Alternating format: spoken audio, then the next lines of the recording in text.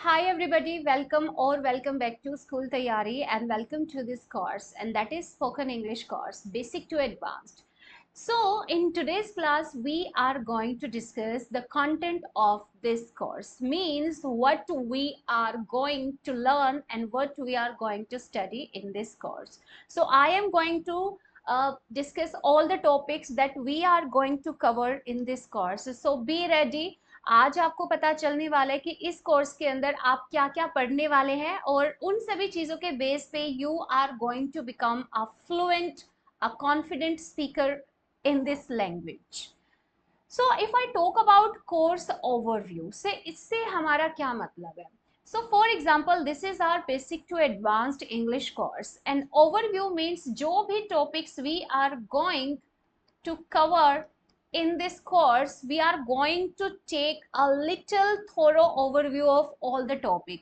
Means I will tell you the names of the topics and after that I will tell you what we are going to study in the topic, right? जो भी topic का मैं आपको नाम बताऊंगी उसके अंदर फिर मैं आपको बताऊंगी कि अच्छा इस टॉपिक के अंदर what and which things we are going to cover. So are you ready? And जैसा कि मैं आपको हर एक क्लास के अंदर कहती हूँ, if you have any doubt any query in your mind then you can simply ask me, right? So I am here to clear all the doubts that you have in your mind. So there are so many topics and you can say there are so many important topics that we are going to cover in this course because that is very very important. कोई भी course जब आप purchase करते हो तो उसके अंदर एक टीचर कैसा कंटेंट लेकर आया है, क्या पढ़ाने वाला है, ये सारी चीजें बहुत ज्यादा इम्पोर्टेंट है, राइट? सो द टॉपिक्स के अंदर आपका रहेगा sound of letters in English. जैसे कि आपने देखा होगा कभी कभी हम सी को स भी प्रोनाउंस करते हैं, कभी कभी हम सी को क भी प्रोनाउंस करते हैं, राइट? सो हम ये पढ़ेंगे कि ये जो हमारे total 26, how many alphabet are there in this language? 26, 5 vowels and 21 consonant, right? So we are going to study कि ये जो 26 हमारे टोटल अल्फाबेट हैं इनको हम कैसे प्रोनाउंस करते हैं. डिफरेंट वर्ड्स को जब ये फ्रेम करेंगे तो वर्ड के अकॉर्डिंग या रूल के अकॉर्डिंग उसकी राइट प्रोनाउंसिएशन क्या रहेगी. So this topic we are going to cover in this course. After that I have included some grammar topics also. That is not totally true. If someone is saying that no, grammar doesn't matter that much in spoken English. I know बहुत ज़्यादा matter नहीं करती है, but जितनी भी matter करती है वो बहुत ज़्यादा मैटर करती है, right? So articles हुआ, tense, verbs, preposition, these are the topics that are very very important if you really want to become a confident speaker in this language.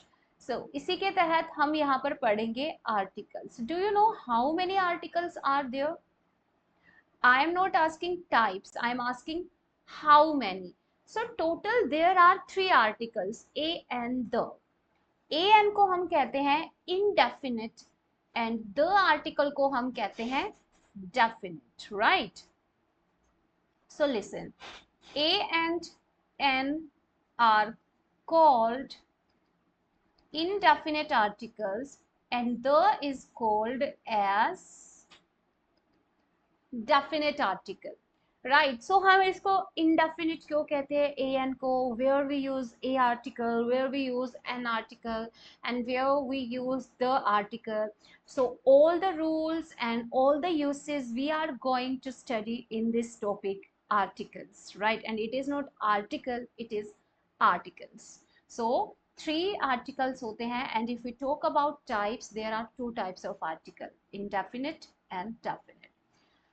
After that we have next topic and that is correct pronunciation of words. That is the main problem that we Indians really face. So listen to me carefully. आपने कभी कभी सुना होगा कि चलो park चलते हैं, let's go to park. That's not the right or you can say correct pronunciation of this word.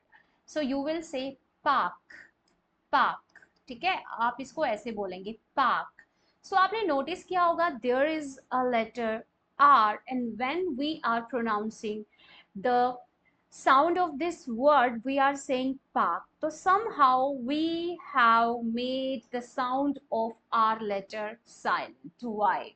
So there are some rules on the basis of which we pronounce these words differently. बिल्कुल differently हम pronounce करते हैं, जैसा हम बचपन से pronounce करते हैं। तो इसको पार्क नहीं कहते हैं, इसको पार्क नहीं कहते हैं, इसको बोलते हैं पार्क।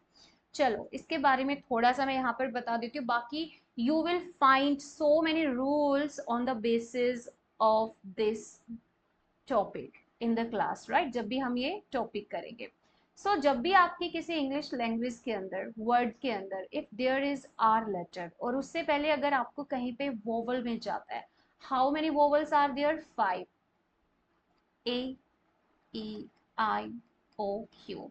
सो आर लेटर दिया गया है, and if there is any vowel, इन पांचों में से कोई भी वोवल अगर आर से पहले है, तो आप आर की साउंड को वहां पर आप क्या कर देंगे? साइलेंट कर देंगे। जैसे कि पार्क के अंदर आप ये नहीं कहेंगे पार्क या पार्क, यू विल से पार्क, पार्क।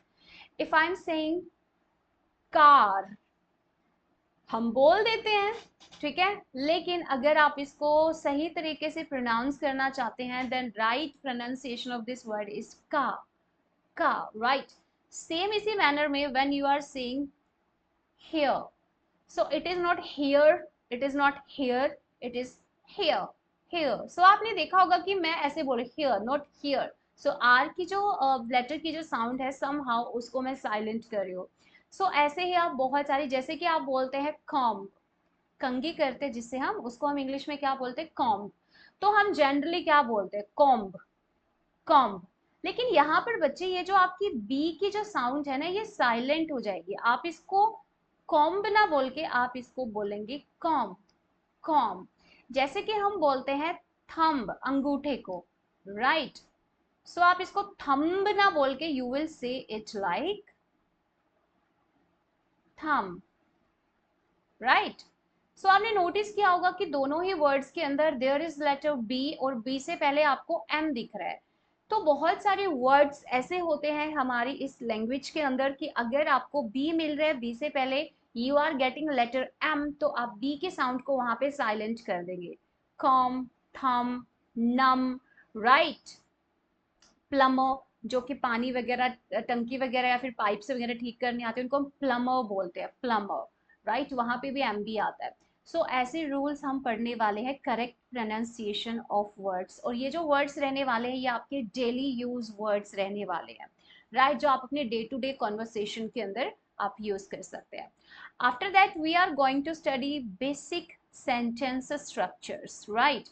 जैसे कि आपको पता है there are 4 types of sentences: affirmative, interrogative, imperative and optative, right. So आप बेसिक सेंटेंस स्ट्रक्चर्स पढ़ने वाले कि जो आप डेली कॉन्वर्सेशंस के अंदर, if you are talking with your friends, with your family, with your boss, with your manager, with your colleagues. So यहाँ पर हम बेसिक सेंटेंस स्ट्रक्चर्स को फॉलो करने वाले हैं, जिससे कि आपकी इंग्लिश बहुत ज़्यादा इम्प्रूव्ड होगी। After that we are going to study the usage of I am। कहाँ कहाँ पर आप I am को यूज कर सकते हैं, ठीक है, तो इसके यूसेज हम पढ़ेंगे इस कोर्स के अंदर।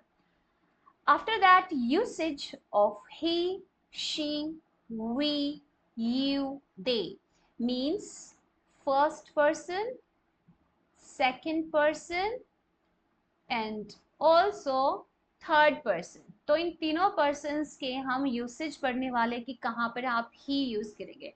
जैसे कि मैंने बोला कि राम इज फाइन, राम अच्छा है। So Ram is a noun here, which noun? Proper noun. And आपने बचपन में पढ़ा था ना कि pronoun is a word that we use in the place of noun. So अगर मैं आपको बोलूँ कि okay you have to use a pronoun in the place of Ram. So which pronoun will be correct here? He, because we are talking about a boy, we are talking about a male, or you can say, right? So he will be here. If I say Shia is fine, so which pronoun will be correct here? She, because we are talking about a girl or a lady, so she will be here, right? So students are fine, we are fine. ठीक है, so these are the pronouns that we are going to study in the course. मैं आपको बिल्कुल वही चीज़ें पढ़ाने वाली हूँ जो मोस्ट इम्पॉर्टेंट है, जिनसे आप बहुत अच्छी इंग्लिश बोलना सीख जाएंगे. ऐसा नहीं है कि हम इधर उधर की फालतू की चीज़ें सीख रहे हो जिससे हमारी इंग्लिश इंप्रूव नहीं हो रही है. No, only those things we will study that on the basis of that we are going to improve our English, right? After that we have usage of this, that, these and those. So these are called demonstrative pronoun and also distributive adjective, right? So this, that, these, those, ये चारों type के हम पढ़ने वाले हैं. इनके usage कि कहाँ पर आप this का यूज करते हैं, कहाँ पर आप that का यूज करते हैं, where you use these and where you use those. With the help of sentences and structures we are going to study this topic, right? After that we have next topic, correct usage of it, this, and I will try to add its and its also. Do you know difference between among it, its and ये वाला its जिसमें मैंने लगाया apostrophe s? क्या आपको पता है difference क्या है? नहीं पता कि कहाँ पर हम it यूज करते हैं, कहाँ पर ये वाला its और कहाँ पर ये वाला its? बहुत बड़ा डिफरेंस है. हम बोलने में इसको बोल देते हैं, but when we are writing an email, when we are writing a report, right? So that is very very important. आपको पता होना चाहिए कि आप कौन से वाला it's यूज करेंगे, एपिस्ट्रोफी एस वाला या विदाउट एपिस्ट्रोफी एस वाला, या फिर सिंपली आप इट यूज करेंगे. बट इट के लिए अभी एक चीज मैं आपको बताना चाहूंगी. We use it for non living things. किसके यूज करते हैं? Non living things. For example, if I am talking about a table, I'm talking about a laptop, I'm talking about a fridge, I'm talking about a door, I'm talking about a house. So these are the things which are non-living, right? तो इनके लिए हम pronoun जो use करते हैं that is it. और आपको पता है animals के लिए भी. For example, if you are talking about a dog, a cat, तो आप उनके लिए she he use नहीं कर सकते, you will use it for animals also, right? So इसके बाकी के जो correct usage है वो हम topic के अंदर पढ़ेंगे. The next topic that we are going to cover in this course, that is usage of mine, hers and yours. Do you know these are possessive pronoun? कौन से pronouns है ये? Possessive pronouns. देखो बच्चों, there is difference between grammar class and spoken class. जब हम grammar classes करते हैं, ग्रामर सीखते हैं, तो वहाँ पर हम pronouns, nouns, adjective, verb, adverb, tense, narrations, voices, इनको बहुत ज़्यादा डीप पढ़ते हैं. बट जब हम स्पोकन करते हैं तो वहाँ पर उनकी हम थोड़ी बेसिक नॉलेज लेते हैं, so that we can start speaking in this language, right? So but still if you want deep knowledge of grammar, तो हम ग्रामर का कोर्स भी जल्द ही लेकर आएंगे, don't worry. After that we have usage of apostrophe s and of. Do you know you will use apostrophe s with living things, right? You can say Ram's car. So Ram is what? Ram is a living being. सांस ले सकता है, चल सकता है खुद से. But when we really want to show possession, तो नॉन लिविंग थिंग्स के लिए हम यूज करते हैं किसका? ऑफ का, राइट? नॉन लिविंग थिंग्स के लिए we use of. You can not say, you can not say table, tables, legs. No, that is totally wrong, because table is a non living thing और आप इसके साथ apostrophe s नहीं लगा सकते. So that is totally wrong. आप बोलेंगे the legs of the table, right? So और भी बहुत सारे rules रहेंगे apostrophe s और of से related to show possession, तो वो हम पढ़ेंगे topic के अंदर, right? सो इस कोर्स ओवरव्यू की हेल्प से आपको पता चल जाएगा what are the things we are going to cover और स्टडी और learn in this course. After that we have some daily use word meanings, right. So daily basis पे जो भी हम वर्ड्स यूज कर सकते हैं अपने डे टू डे कॉन्वर्सेशन और कम्युनिकेशन के अंदर, तो यहाँ पर मैंने बहुत अच्छे वर्ड मीनिंग्स आप लोगों के लिए सेट किए हैं. After that we will have 2 to 3 word sentences. Means ऐसे सेंटेंसेस को मैंने यहाँ पे रखा है जिसके अंदर आपको maximum two maximum 2 to 3 words मिलेंगे. जैसे कि मैंने बोला good morning, how many words are there? Two. Good and morning. If I am saying how are you, how are you, so there are 3 words. So ऐसे ही कुछ छोटे daily use sentences हम पढ़ने वाले हैं जिसके अंदर 2 to 3 वर्ड्स रहेंगे. And on the basis of these sentences आप एटलीस्ट अपनी कॉन्वर्सेशन को शुरू कर सकते हैं while you want to speak with someone. After that we have habit routine sentences. For example, if I am saying मैं ये कहना चाहती हूँ हिंदी में कि मैं स्कूल डेली जाती हूँ, मैं ऑफिस डेली जाता हूँ, मैं सुबह जल्दी उठता हूँ. सो ये आपकी रूटीन्स को बताते हैं. रूटीन का मतलब होता है एक ऐसा काम या ऐसी चीजें जो आप डेली बेसिस पे करते हैं, रूटीन बेसिस पे करते हैं. सो you will say I go to school daily. Do you know when we are this is very very important.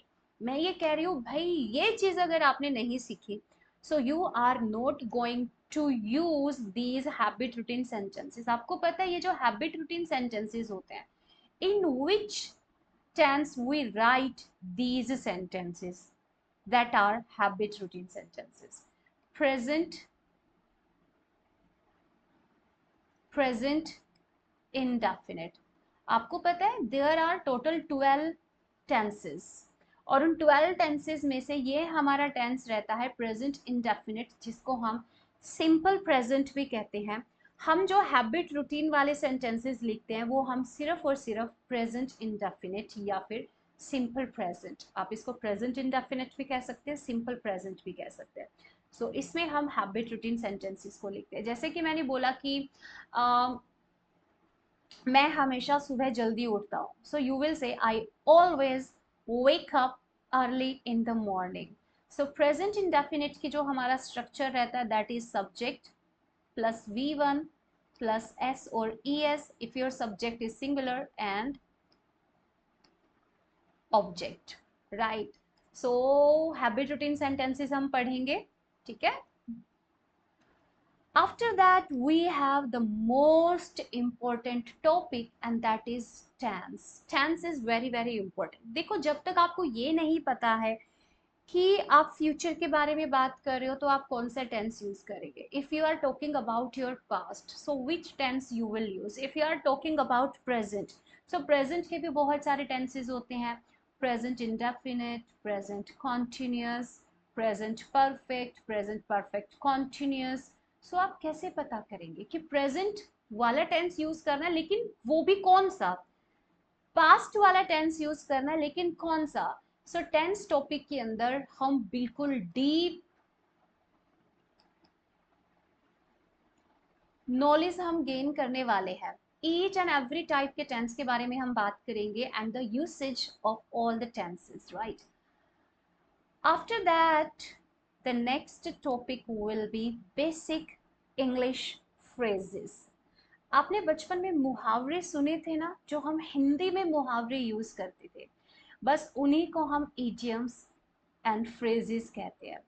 जैसे कि मैंने बोला ज्यादा डींगे मत हाको. के मीन्स डींगे हाँकने का मतलब होता है जब आप फालतू की इधर उधर की बातें कर रहे हो. Okay, so you will say don't beat around the bush, right? Great. So basic English phrases हम पढ़ने वाले, मीन्स डेली कॉन्वर्सेशन के यूज होने वाले ऐसे फ्रेजेस जो आप बोल सकते हो और सामने वाला इंसान भी उनको समझेगा, राइट. क्योंकि आपको ये देखो बच्चों, आपको ना इंग्लिश बोलते टाइम ये भी ध्यान रखना पड़ता है कि आपके सामने वाला जो पर्सन है वो कैसी इंग्लिश समझता है. For example, he is not और she is not able to understand advanced English, तो वहाँ पे फ़ायदा नहीं है एडवांस्ड इंग्लिश बोलने का. Then try to speak in basic English, right. So ये बेसिक इंग्लिश फ्रेजेस रहेंगे जो बिल्कुल एक आप ये कह सकते हैं कि एक बिगिनर भी इनको समझ सकता है, right. Next, question and short answers. For example, if you want to ask someone that how are you, आप कैसे हो, तो आप कैसे पूछेंगे how are you, how about you, how things are going. So यहाँ पर हम पढ़ने वाले question and short answer, मतलब छोटे छोटे questions and छोटे छोटे answer जो आप अपने day to day conversations के अंदर use कर सकते हैं. जैसे आप किसी से ये पूछना चाहते हैं कि आप कैसे हो, तो आप क्या पूछ सकते हो, are you fine. जैसे आप ये पूछ सकते हो कि आप खुश हो, क्या आप खुश हो, are you happy. क्या आप उदास हो, आर यू सैड. क्या आप ये लेना चाहते हो, डू यू वॉन्ट दिस. क्या आप ये खरीदना चाहते हो, do you want to buy this, right. So ऐसे ऐसे छोटे क्वेश्चंस एंड शॉर्ट आंसर्स हम पढ़ने वाले हैं जो आप कभी भी यूज कर सकते हैं. For example, you are in a restaurant and आप वहाँ पे कुछ ऑर्डर करना चाहते हैं, तो कौन से ऐसे छोटे क्वेश्चंस आप यूज कर सकते हैं. ठीक है. For example, you really want to ask the price of something, तो आप कैसे पूछ सकते हैं प्राइस को. ओके अगर आपको किसी चीज के फीचर्स के बारे में पूछना है, तो छोटे छोटे क्वेश्चन एंड शॉर्ट आंसर्स हम इस टॉपिक के अंदर इंक्लूड करने वाले हैं. After that we have question words. आपने बचपन में सुना था ना WH फैमिली वर्ड्स, तो बस उन्हीं को हम डिस्कस करने वाले हैं इस टॉपिक के अंदर. Means WH family words means where. हम पढ़ने वाले हैं usage of where, how, whom, who, which, right, etc. सो WH फैमिली वर्ड्स को हम पढ़ने वाले हैं और इनके यूसेज को, कि कहाँ पर आप वेयर का यूज करेंगे, कहाँ पर how, where you will use whom, who, which, etc. right. After that, which is our next topic? The next topic is let's talk about our past. So here हम past tense के structure को पढ़ेंगे and also we will also try to include some sentences that sentences help you to frame sentences then you are talking about your past. ठीक है, आप past के बारे में कुछ बोलना चाहते हैं, उससे related जो आपके sentences रहेंगे वो हम यहाँ पे include करने वाले हैं. After that we have let's talk about our future. For example, आप future के बारे में कुछ बताना चाहते हो कि अच्छा मैं मतलब फ्यूचर में मैं इस कॉलेज में एडमिशन लेना चाहता हूँ, मैं या ये करना चाहता हूँ, मैं ये बनना चाहता हूँ. ठीक है, परसों मेरी मीटिंग है, मैं कल वहां पर जाऊंगा. तो फ्यूचर के बारे में अगर आप किसी भी टास्क, किसी भी काम के बारे में बात करना चाहते हैं, तो यहाँ पर हमारे कुछ सेंटेंसेस एंड फ्यूचर टेंस के स्ट्रक्चर्स रहेंगे. After that we have time expressions. आप में से बहुत सारे स्टूडेंट्स को यहाँ पे बहुत सारे टॉपिक्स शायद नाम सुनते ही समझ में आ रहा होगा कि अच्छा टेंस पढ़ेंगे, अच्छा हम पास्ट के बारे में पढ़ेंगे, अच्छा हम आर्टिकल्स पढ़ेंगे, शॉर्ट क्वेश्चन आंसर्स पढ़ेंगे. लेकिन मे बी आप में से बहुत सारे बच्चों को टाइम एक्सप्रेशंस के बारे में नहीं पता होगा. टाइम एक्सप्रेशंस वो एक्सप्रेशंस होते हैं जिनसे हमें टाइम का पता चलता है कि कोई एक्शन पास्ट में हुआ था, प्रेजेंट में हुआ है या हो रहा है, या फिर फ्यूचर में होगा. जैसे कि मैं कुछ एग्जांपल्स देती हूँ आपको टाइम एक्सप्रेशंस के यहाँ पे. जैसे कि आपने बोला नाउ, टुडे, रिसेंटली. सो ये आपके जो टाइम एक्सप्रेशंस है, ऐसे बहुत सारे टाइम एक्सप्रेशंस आप पढ़ने वाले हो. ये तो मैंने सिर्फ एग्जांपल्स दिया है, क्योंकि सारे अभी लिख दिए तो ये कोर्स ओवरव्यू थोड़ी ना कहलाएगा. इस टॉपिक के अंदर हम डीपली पढ़ेंगे. अगर हम पास्ट के बारे में बात करें, तो पास्ट के आपके कौन कौन से एक्सप्रेशंस हो सकते हैं. आपने सुना होगा, हम बहुत बार बोलते हैं last day, last month, last year, last week, last moment, last minute, right. yesterday, the day before yesterday, right. So these are the time expressions that we use in our day-to-day conversation when we really want to talk about the past. Now future के बारे में जानते हैं. Future का आप use करते हैं, एक तो टुमारो आप बहुत अच्छे से यूज करना जानते हैं. ठीक है, after tomorrow you can say next Monday, next month, next week, next year, ठीक है. So these are the time expressions that we can use while we are talking about future. Okay, और present के लिए हम this day, this month, this year, this moment, this minute, ये हम use कर सकते हैं. तो ऐसे बहुत सारे टाइम एक्सप्रेशंस मैं आपको पढ़ाने वाली हूँ जो कि आपकी मदद करेंगे सेंटेंसेस को फ्रेम करने में. After that, which is our next topic? The next topic is 500 verbs with meanings. Why verbs are important? Could you leave a comment? Why verbs are important? Verbs क्या है? Verbs are simply actions.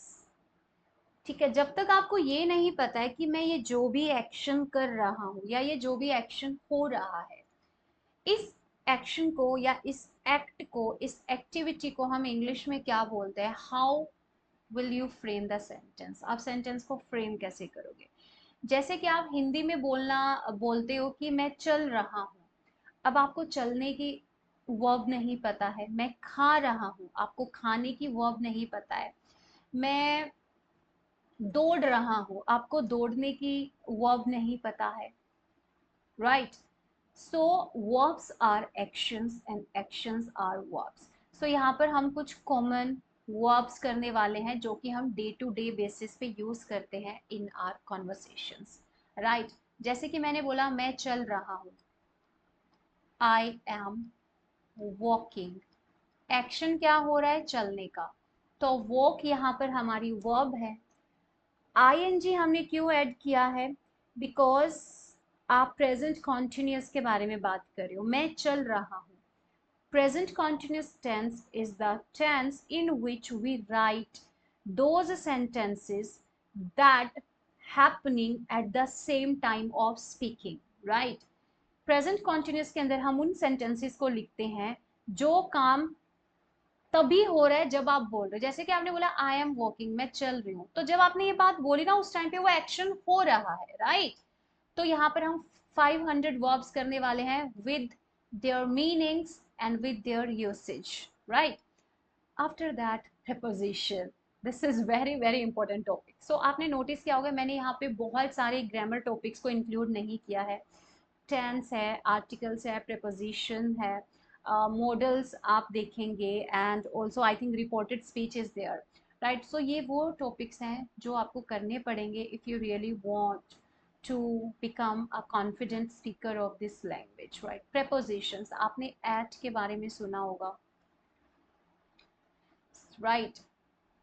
At, on, in. Right.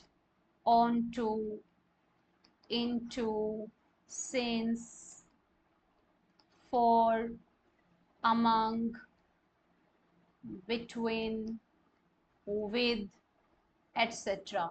And बहुत सारी और भी आपकी prepositions होती है.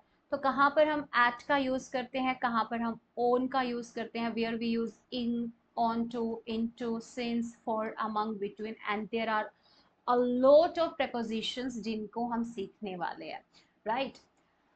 After that the next topic is essential English phrases.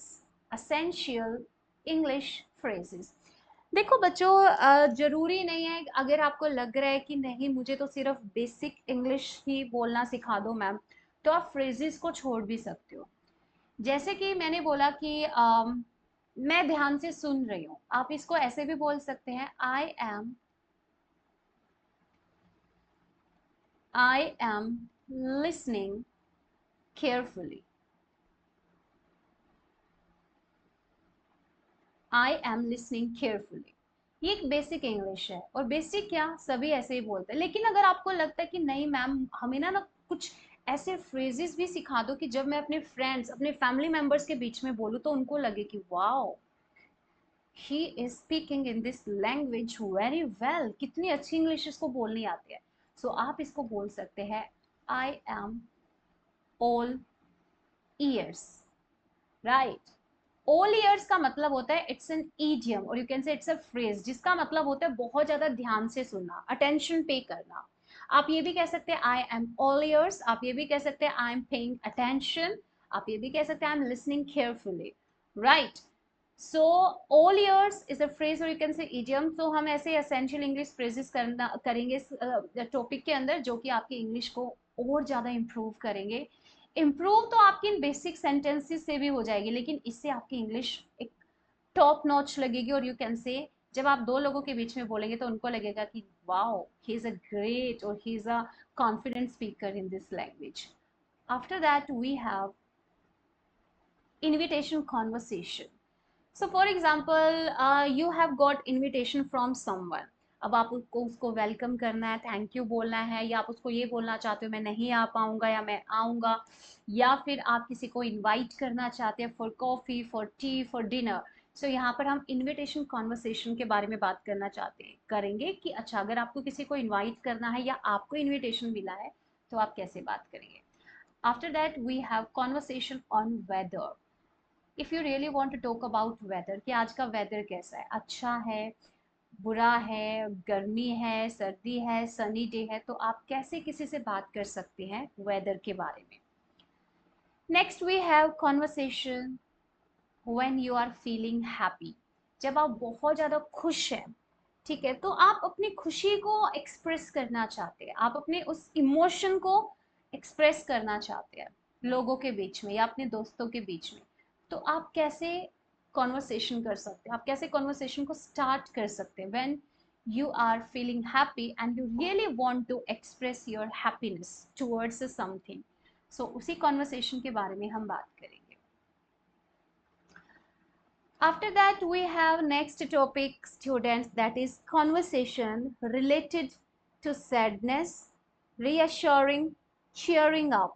For example, your friend is sad today, because he hasn't got good marks in the examinations. तो आप उसको cheer up करना चाहते हो, आप उसको खुश करना चाहते हो, तो आप क्या phrases क्या बोल सकते हो। अगर मान लो उसका नुकसान हो गया financially, he is facing so many problems, तो आप उसको कैसे चीयर अप करोगे, उसका मूड आप कैसे यहाँ पे बूस्ट अप करोगे। रीअश्योरिंग, अगर आप किसी को प्रॉमिस कर रहे हो, आप उसको अश्योर करना चाहते that I will definitely help you और I will give you this और दैट, तो रीअश्योर आप कैसे कर सकते हो किसी को। For example you are sad, how you can express your emotion when you are sad. तो इस कॉन्वर्सेशन के बारे में हम बात करेंगे, जैसे कि हम वेदर के बारे में सीख रहे थे, फीलिंग हैप्पी के बारे में सीख रहे थे। After that we will study sentence structures, ठीक है। सो डिफरेंट टाइप के जो हम सेंटेंसेस पढ़ते हैं, टाइप्स, उनके स्ट्रक्चर्स के बारे में we will talk about. After that we have magical phrases to speak English. देखो हमने पीछे पढ़ा असेंशियल इंग्लिश फ्रेजेस, ये ऐसे इंग्लिश फ्रेजेस है जो आप सीख लोगे तो सच में अच्छा रहेगा, आपको सीखना ही चाहिए। कुछ इजी यहाँ पर मैंने फ्रेजेस रखी है। ये वाले जो है मैजिकल फ्रेजेस, ये ऐसे फ्रेजेस है ना जो बहुत ज़्यादा एडवांस्ड और आपकी इंग्लिश को बहुत ही एक टॉप नॉच इंग्लिश बना देते हैं। अगर आप ये फ्रेजेस यूज करेंगे तो सामने वाला पर्सन सोचेगा कि now he is very good at English, right? So magical phrases we are going to study in this topic. After that, usage of has have.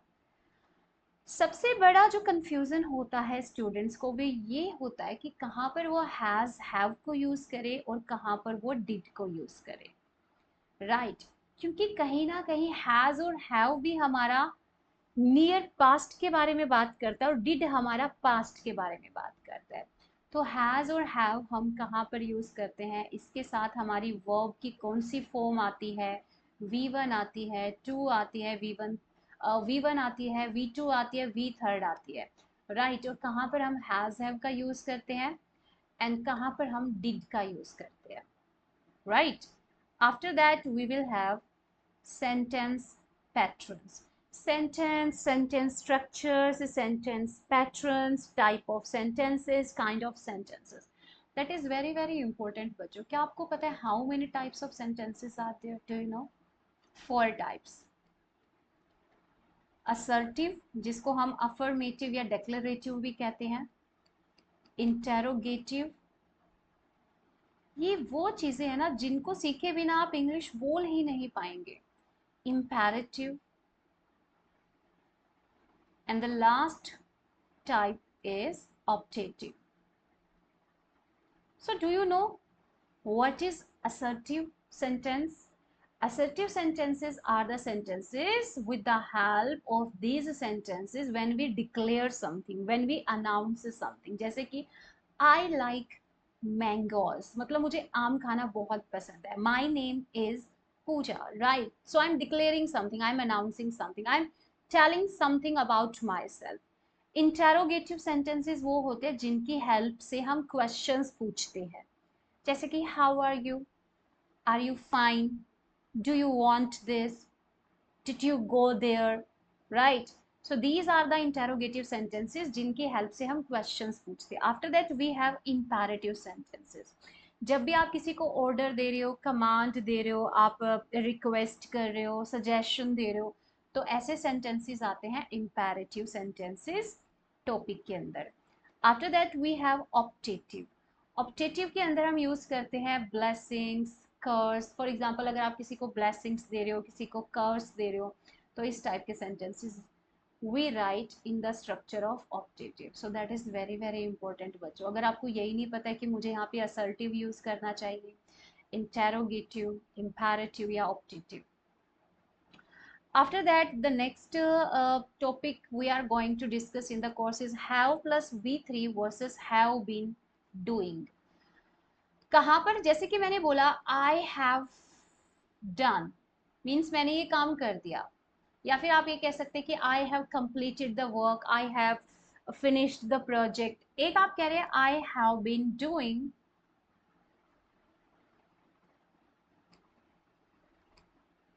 Homework since morning. So आपको कैसे पता चलेगा कि where you will use have plus V three, this is have plus V three, and where you will use have been plus v1 plus ing.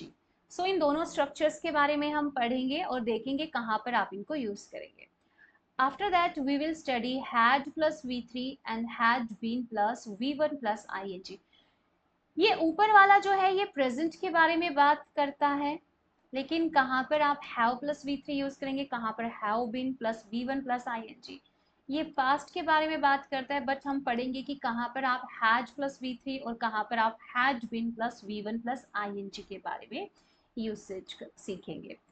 After that usage of will have talk about future, right? So कहाँ पर आप will have का use करेंगे.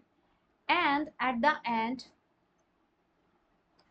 On this slide we have modal verbs. आपने सुना होगा may, might, can, could, shall, should, ought to, right, dare.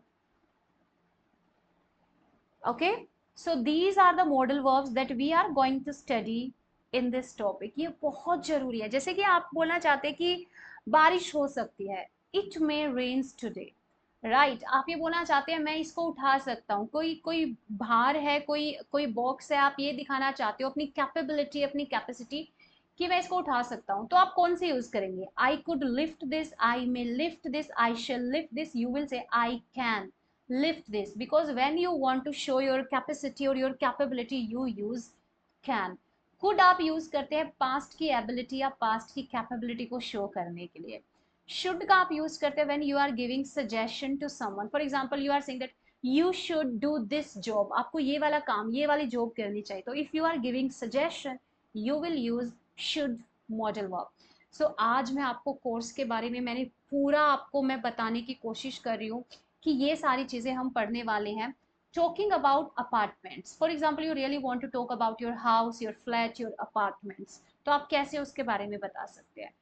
Talking about family, कितने family members हैं आपकी फैमिली में, आपके फादर क्या करते हैं, आपकी मदर क्या करती है, how many brothers and sister do you have in your family, आपकी फैमिली में ग्रैंड मदर ग्रैंड फादर भी हैं क्या, वो सब मतलब क्या काम करते हैं, जॉइंट फैमिली या nuclear family. If you want to talk about your family, so यहाँ पर आपको मैं ऐसे सेंटेंसेस सिखाने वाली हूँ.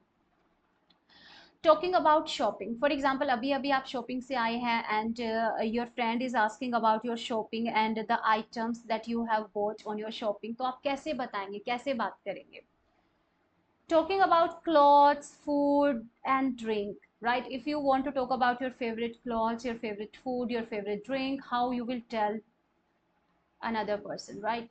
टेलीफोनिक कॉन्वर्सेशंस, फॉर एग्जांपल आप टेलीफोन पे बात कर रहे हैं तो आपको कैसे किसी को ग्रीट करना चाहिए, आप कैसे, अगर आप होल्ड पे रखना चाहते हैं फ़ोन को तो आप कैसे बोलेंगे, आप वेट करवाना चाहते हैं आप कैसे बोलेंगे, आप ये कहना चाहते हैं कि मैं आपको 15 मिनट बाद कॉल करूंगा या फिर मैं आपको कल कॉल करूंगा या आप मुझे कल कॉल करिए, तो आप कैसे उस कॉन्वर्सेशन को करेंगे दूसरे पर्सन के साथ, ये हम सीखने वाले हैं.